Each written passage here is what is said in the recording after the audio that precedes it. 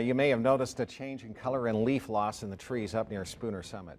Hey, speaking of Jamie, we're going to check in with her now. White satin moths have taken over the state park. They're causing devastation there. Jamie, tell us a little bit more about what's going on with those insects.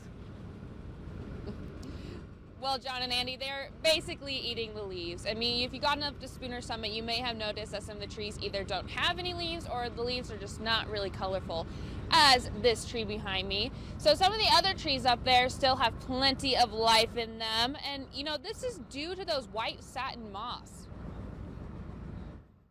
And they basically eat the entire leaf. You'll just see the main petiole of the leaf veins. That's all that's left on the leaves.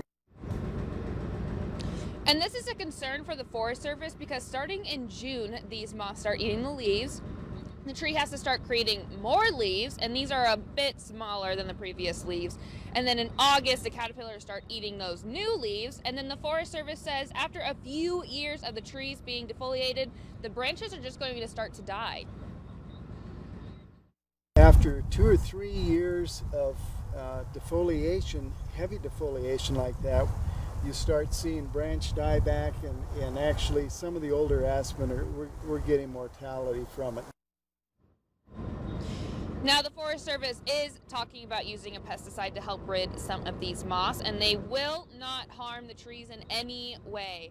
And they also say since there are so many of these moths, there's not really much the public can do about it, but they do say if you have an aspen tree out in your yard and you're noticing that you're not getting as colorful leaves or any leaves at all, you might want to start thinking about getting a pesticide. Covering the story, Jamie Hayes, Channel 2 News.